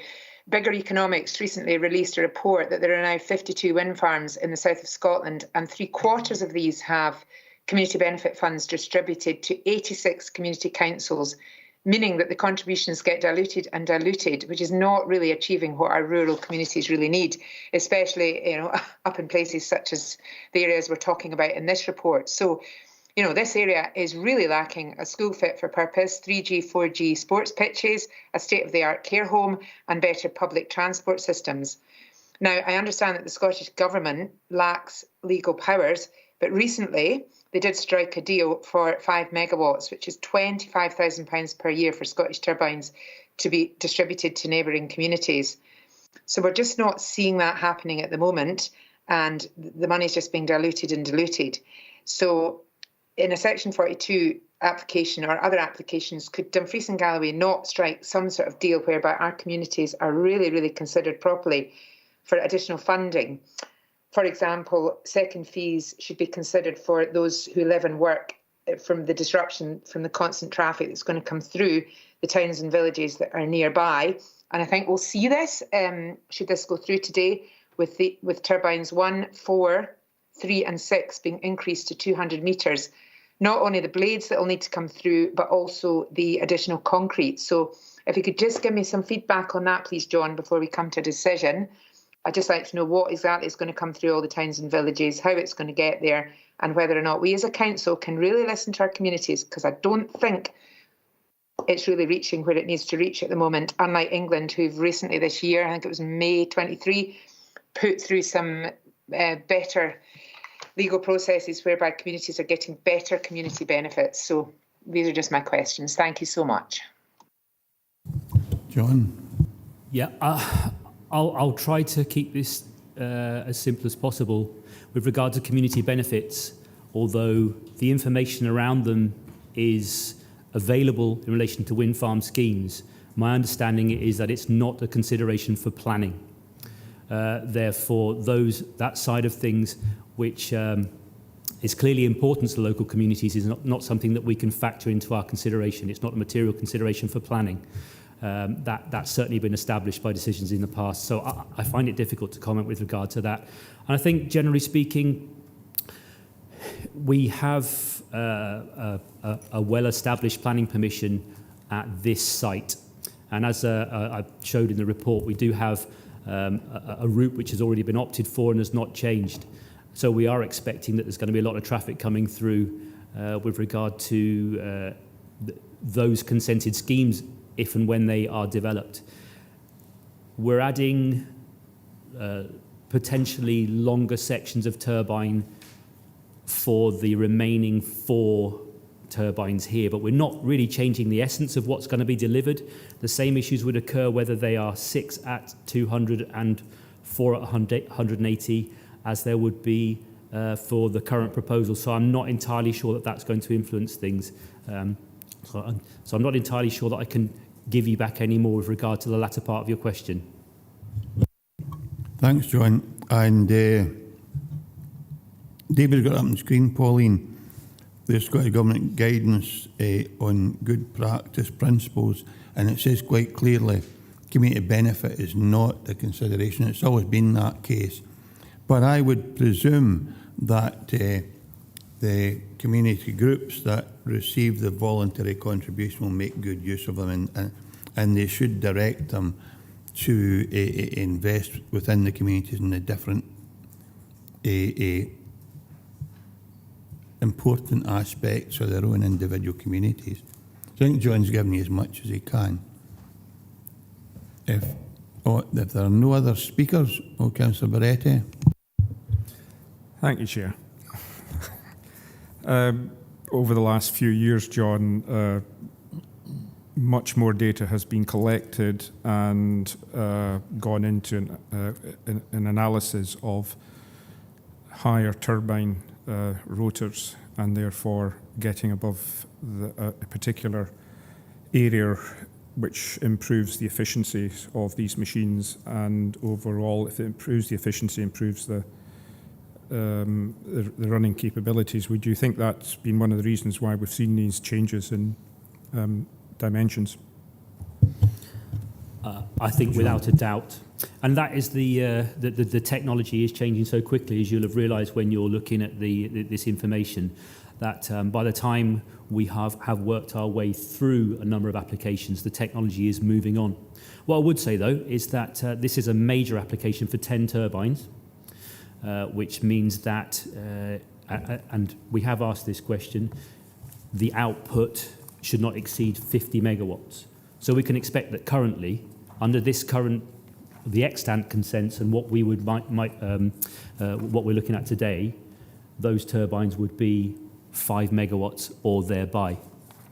If they did want to make this into a sort of an increased output and take them up to, say, for example, 6 or 7 megawatts, which we know the technology is coming in, then that would be a Section 36 application to Scottish Government. Yeah, thank you, Chair. Thank you, John. Thanks, Tony.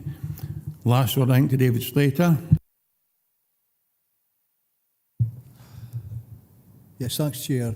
It was basically a question before. It was about, obviously, why are these being built higher? And the fact is, it was mentioned before as well, is if they get permission to build, say, 130 metres, whatever, suddenly they want to raise it by another 20.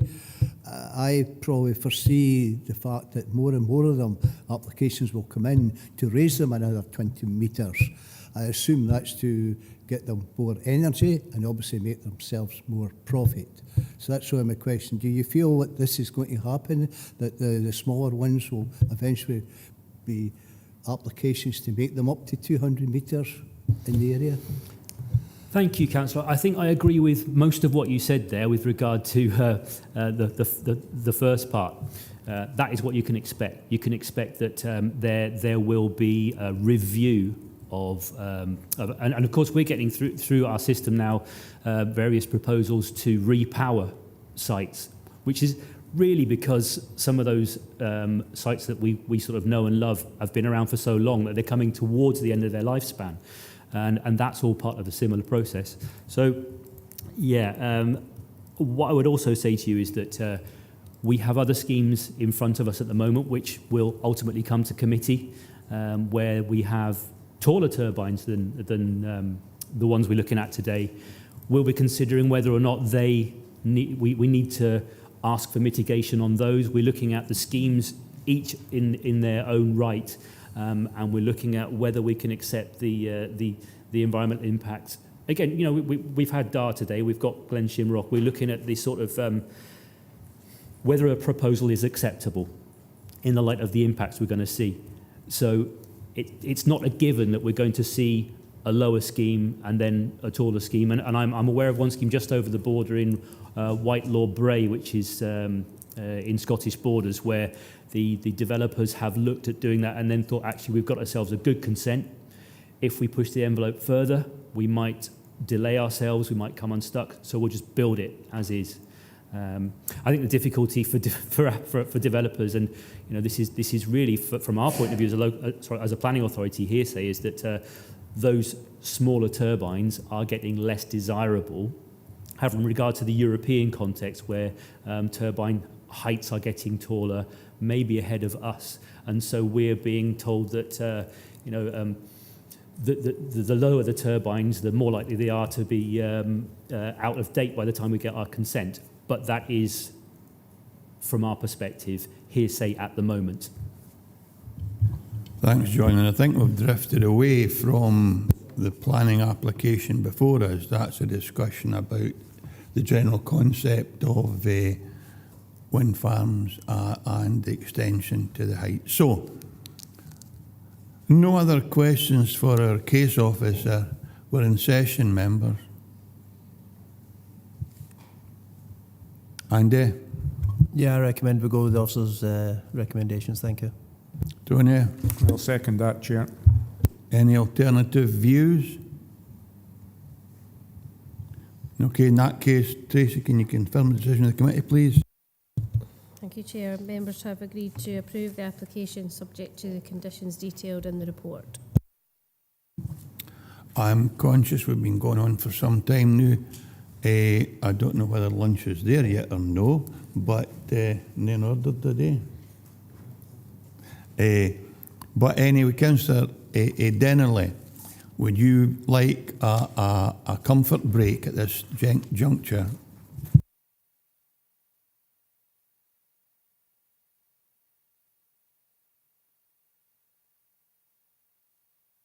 Thank you, Chair. Thank you, Chair. I'm happy to continue.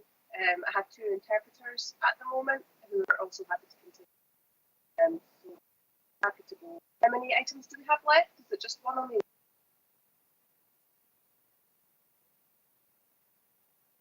There are two items left, and one is a wind farm, one is an application for a tennis court. So thank you very much, John.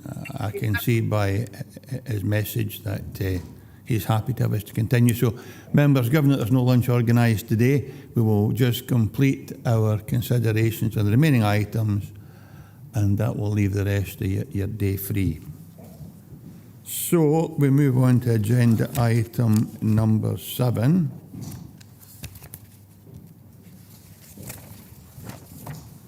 There's an application for the erection of 15 wind turbines and associated infrastructure, including upgrading of existing roads, construction of internal access tracks and vehicular access from public road and substation at variance with condition 4 of planning permission 03/P/3/0610 to increase the operational life of the wind farm for an additional 10 years until November 2041 at Dalswinton Wind Farm, Dalswinton, 15 kilometres north of Dumfries. So it's section 42. The recommendation is to approve subject to the successful completion of the appropriate legal agreement within 6 months of the date of the decision and any extended timescale as agreed by the appointed officer, and B, conditions. It's a major application in case officer Chris McTeer. Chris, take us through your presentation, please. Thank you very much, Chair. Just before I begin, I just want to draw members' attention to a typo in paragraph 1.8 of the committee report. It should actually say 2041 and not 2043. That was just a small typo on my part. So the application is in front of members today as it's a major development under the hierarchy regulations, and it's also made under section 42 of the Planning Act, which is applications to develop land without compliance with conditions previously attached. Slightly I suppose in a different way from the Section 42 planning application that you've just looked at previously. This one relates to an operational wind farm, in this case at Dulswinton. Now, this was consented back in 2006 and constructed and began generating electricity to the national grid in 2008, so about 15 years ago for that one. I have actually realised that there's no reference to the tip height of the turbines within the report, and just to confirm to members that the turbines at Dulswinton are 125 metres to blade tip. So as you can see from the slide there, the wind farm is located in an area around Dulswinton Common, which, as the Chair said in the descriptions, 15 kilometres north of Dumfries, 3.5 kilometres to the north of Dulswinton Village, and just over 3 kilometres to the west of A Village. Condition 4 of the original consent granted an operational life of 25 years to the wind farm, and the applicant seeks to amend condition 4 to allow a further 10 years. It does require a slightly different wording in the proposed condition, as the original one was pegged to the date that planning permission was initially granted. And in this case, as with all Section 42 applications, it would result in a freestanding planning permission in its own right. So for the reasons set out in the report, principally at paragraph 4.14, there are no fundamental policy objections to the proposal, and we believe that the proposal wouldn't result in any unacceptable or additional unacceptable environmental impacts above those already assessed with the original application. And so for the reasons set out in the report, it's recommended that this application is approved subject to conditions and the completion of a Section 75 legal agreement. And as ever, I'm happy to answer any questions that members might have.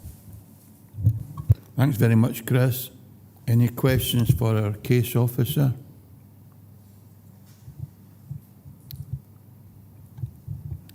In that case, members, we've got the recommendation.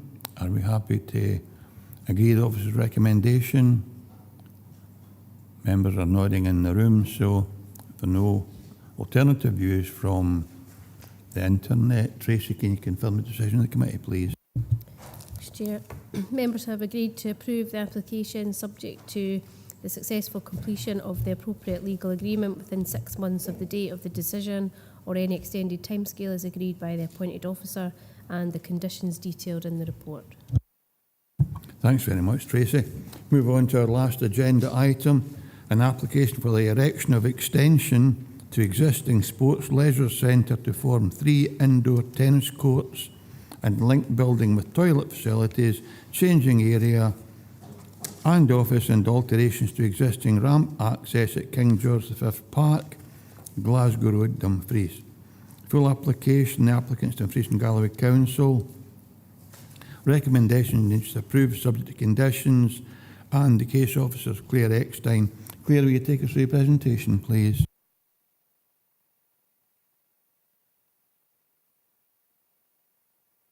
There we go. You hear me now? This site relates to the existing outdoor tennis courts, which are at and pavilion at King George V Park, and also the Queen of the South Academy. So it's just a block plan showing the location plan. And I've just done an aerial photograph just showing the site with the adjoining football pitch to the north, the bridge complex, and where Cuckoo Bridge Retail Park, and obviously showing the sort of recreational area around about it. So this is a block plan of the building proposed,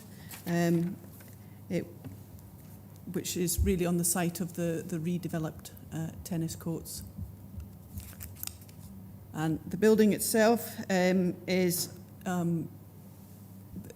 consists mainly of a fabric constructed roof, which will allow light into the tennis court area below.